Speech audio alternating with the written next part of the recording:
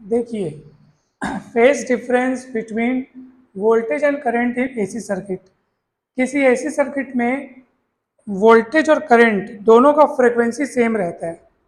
Frequency मतलब आप समझ गए होंगे कि एक सेकंड में कितने साइकिल कंप्लीट हो जाते हैं, उसको अपन क्या बोलते हैं, फ्रीक्वेंसी। ठीक है, अब देखना, अब फ्रीक्वेंसी तो सेम होता है, लेकिन फ्रीक्वेंसी सेम होने पर यह जरूरी नहीं है कि वो वोल्टेज और करंट दोनों सेम फेस पे हो। सेम फेस पे बोलने का अर्थ यह है कि दोनों में कुछ डिफरेंस हो सकता है, जिसको हम लोग बोलते हैं, दोनों के फेसेस में कुछ डिफरेंस हो सकता है, जिसको हम लोग बोलते हैं फेज डिफरेंस। अब आप लोग कहेंगे कि सर ये फेज डिफरेंस क्या है, नहीं समझ में आया। तो देखो, फेज डिफरेंस का मतलब क्या होता है कि फ्रीक्वेंसी तो दोनों का सेम है, लेकिन दोनों अलग अलग फेस में। अलग अलग फेस में कहने का अर्थ क्या है, मान लो अगर ये वोल्टेज का ग्राफ है, ठीक है, अब वोल्टेज का ग्राफ अपना एक चक्र पूर्ण कर रहा है यहां से यहां तक, एक साइकिल कंप्लीट हो गया इसका, ये वोल्टेज का ग्राफ है ना, वोल्टेज। अगर मान लो करंट भी इसी के जैसे सेम टू सेम आ करके वहीं पे अपना एक साइकिल कंप्लीट कर रहा है वहीं पे, तो आप बोलोगे सर अब वोल्टेज और करंट सेम फेस पे चल रहे हैं, क्योंकि उन लोगों का एक साइकिल एकदम एक जगह कंप्लीट हो। ऑब्वियस सी बात है, अगर यहाँ एक जगह कंप्लीट हो रहा है ना, तो अगले सारे चक्र एक साथ हम लोग के कंप्लीट होंगे, वो एक साथ जाएंगे, एक साथ दूसरा साइकिल कंप्लीट करेंगे, दोनों के दोनों। ठीक है, ये करंट का ग्राफ है। तो इस केस में आप क्या बोलोगे कि दोनों कैसे चल रहे हैं, सेम फेस पे चल रहे हैं। अब कहीं ऐसा ग्राफ हो रहा है कि दोनों एक साथ, दोनों का ग्राफ, सॉरी, दोनों का साइकिल जो है वो अगर एक साथ कंप्लीट नहीं हो रहा है, तो समझ जाना दोनों में फेज डिफरेंस है। जैसे मान लीजिए ये वोल्टेज का एक साइकिल यहाँ आके कंप्लीट हुआ, और करंट का एक साइकिल मान लो, अभी जितना ऊपर जा रहे हो ना उतना ही नीचे भी आना है आपको, है ना, ये ऐसे, ये थे। अब बताओ, करंट का एक साइकिल यहाँ आके कंप्लीट हो रहा है और वोल्टेज का एक साइकिल कहाँ कंप्लीट हो रहा है, यही कंप्लीट हो गया। तो ये दोनों अलग अलग फेस में चल रहे हैं, ऐसा बोलेंगे। फेस डिफरेंस का मतलब समझ में आ रहा है? फेस डिफरेंस का मतलब यही है कि दोनों अपनी अपनी धुन में चल रहे हैं, उसका एक साइकिल यहाँ कंप्लीट हो रहा है, तो ऑब्वियस सी बात है उसका अगला साइकिल जब यहाँ कंप्लीट होगा तो इसका अगला साइकिल और उसके आगे जाके कंप्लीट होगा। तो अब प्रश्न ये है कि सर दोनों में फेस डिफरेंस तो है, अब हम ये जानना चाहते हैं कि दोनों में से आगे कौन चल रहा है, इसमें से आगे कौन चल रहा है, कौन लीडिंग है और कौन लैगिंग है। तो आप देख के बता सकते हैं कौन लीड कर रहा है, आगे कौन चल रहा है, और करंट और वोल्टेज क्या चल रहा है, पीछे चल रहा है। करेक्ट नहीं है ये, यानी कि आपको देख के तो लग रहा है कि सर करंट आगे चल रही है और वोल्टेज क्या चल रहा है, लेकिन सच ये नहीं है। सच ये है, जिसका चक्र पहले कंप्लीट हो जाए हम उसको कहेंगे कि वो लीड कर रहा है। अब किसका चक्र पहले कंप्लीट हुआ, किसका साइकिल पहले कंप्लीट हुआ, वोल्टेज का चक्र पहले कंप्लीट हो गया, करंट का चक्र यहां जाके कंप्लीट हो रहा है, तो पहले कौन कंप्लीट हुआ, तो वोल्टेज लीड कर रहा है और करंट जो है वो लैगिंग है। आपको लग रहा है करंट यहाँ है, आगे आगे नहीं है, उसका एक चक्र यहाँ कंप्लीट हुआ है। जब करंट यहाँ पे अपना एक चक्र पूर्ण कर रही है, तब तक तो इसका दूसरा चक्र चालू भी हो गया। वोल्टेज का एक चक्र यहाँ खत्म होकर दूसरा चक्र चालू भी हो गया, करंट का एक चक्र पूरा हुआ नहीं है, उससे पहले ही वोल्टेज का दूसरा चक्र चालू हो गया।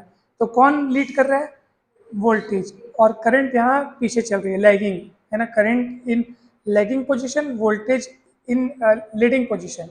तो मतलब कुछ फर्क है दोनों में, है ना, लीड कर रहा है, लैग कर रहा है, इसका मतलब दोनों में कुछ फर्क है। तो वो फर्क किस बात का है, वो फेसेस का फर्क है, यानी फेस डिफरेंस बोलते हैं उसको अपन। उसको हम लोग एंगल के हिसाब से मेजर करते हैं, फाई। ठीक है, फेस डिफरेंस हम लोग बोलते हैं ना, दोनों में फर्क है सर, सेम फेस में नहीं है, दोनों का जो है, जो चक्र है वो एक साथ कंप्लीट नहीं हो रहा है, अलग अलग कंप्लीट हो रहे हैं, तो दोनों में फेस डिफरेंस हुआ है।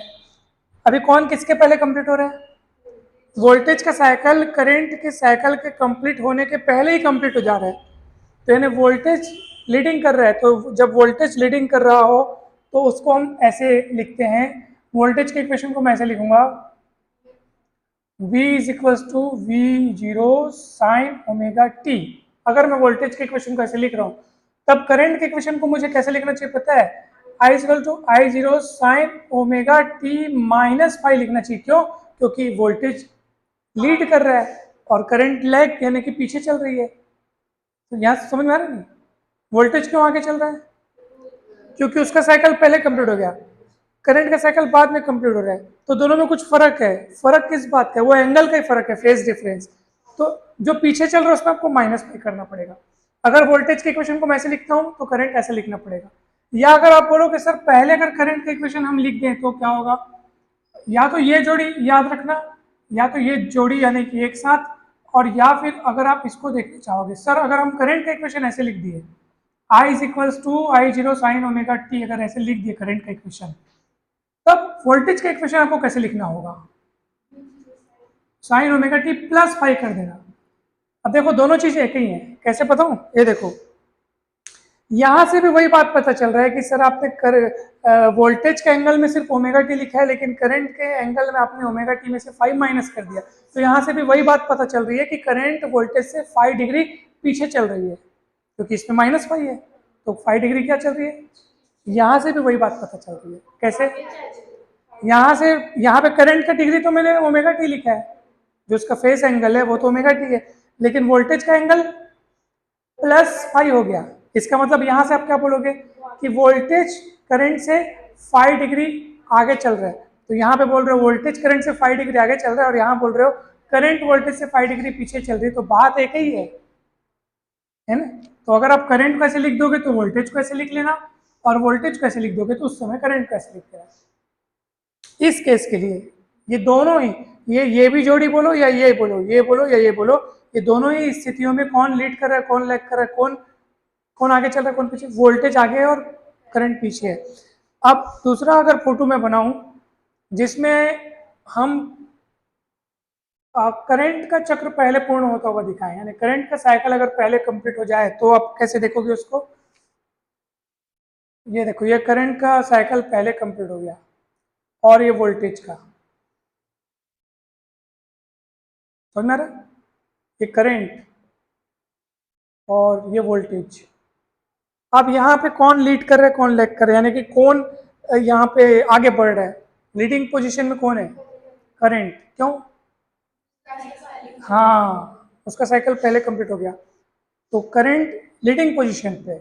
अगर मैंने करंट का इक्वेशन पहले लिख दिया, तो मुझे वोल्टेज को किस प्रकार से लिखना चाहिए? माइनस फाइव की प्लस फाइव? क्यों माइनस फाइव?